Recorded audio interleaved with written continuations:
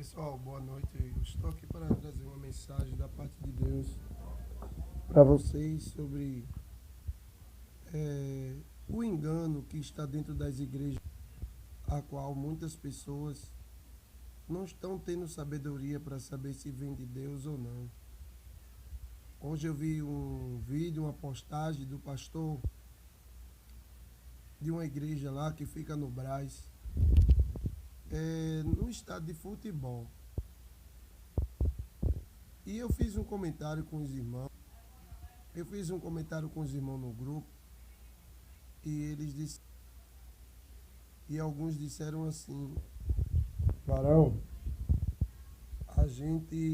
nosso irmão, a gente não é para estar falando mal dos nossos irmãos, não. Bom, irmão, quando a gente comenta quando algo está errado, a gente não está falando mal do nosso irmão, não. Ele disse: ai daquele por quem vier o escândalo. O irmão falou para mim que o escândalo vem de quem dissemina o pecado, não, de quem está espalhando a notícia, né? Então, se a gente for analisar essa questão de que a pessoa, quando ela fala de algo que é errado, ela está pecando, ela está praticando aquilo que Jesus... Então, irmãos,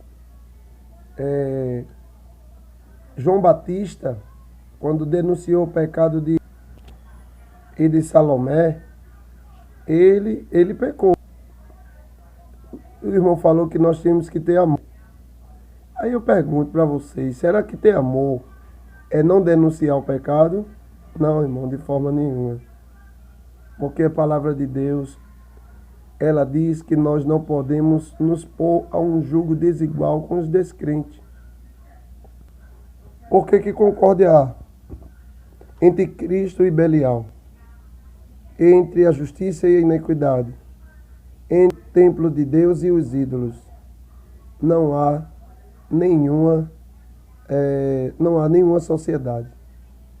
Então, amados irmãos, nós precisamos de saber discernir entre o que agrada a Deus e o que não agrada, entre o santo e o profano, como está lá em Levítico, capítulo 10 e o versículo 10.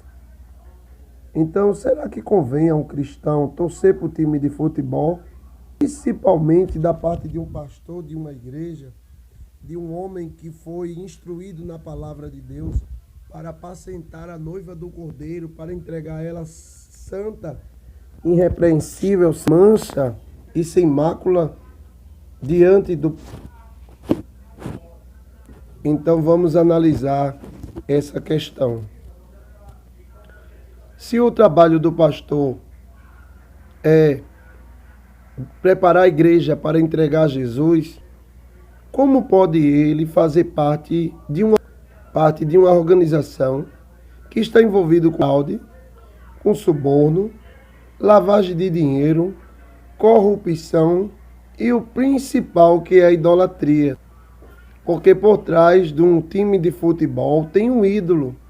Por exemplo, o Corinthians tem a imagem de Seu Jorge lá, que é um demônio da Umbanda, né? É um demônio que está ali por trás daquilo ali.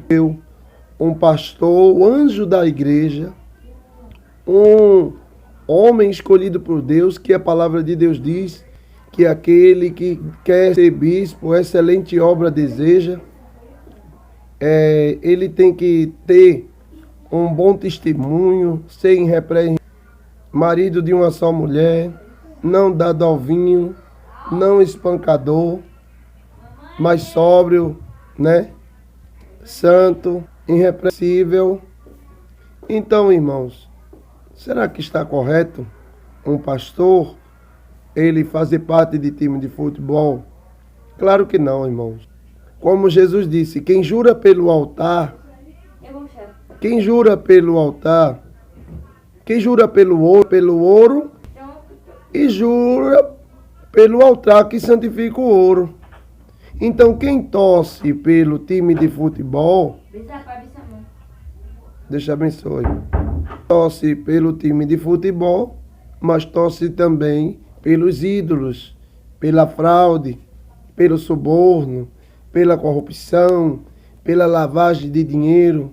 E aquele versículo de Efésios 5:11 que diz: não vos guieis com obras infrutuosas das trevas, antes, porém, condenai-as. Então venha refletir nesse assunto. Venha para entender a importância de saber discernir entre o que agrada a Deus e o que não agrada, entre o santo e o profano, né? Porque essa é a vontade de Deus. Então a noiva, ela precisa estar vigilante para ela não ser enganada, porque as outras virgens, ela queria o azeite das virgens prudentes, mas se elas não souberem fazer a coisa certa naquele momento, elas tinham dado o seu azeite para ser boa, para aquelas desmanteladas, aquelas que não vigiaram, aquelas que não tiveram cuidado de guardar suas vestes brancas. Ela ia fazer uma atitude, mas elas iam se prejudicar, porque quando o noivo chegasse, demorasse um pouquinho de nada e o azeite não fosse suficiente, elas não iam entrar para as bodas do Cordeiro. Então, que ter muito cuidado, porque às vezes o diabo vem com um sapatinho de lã para nos enganar.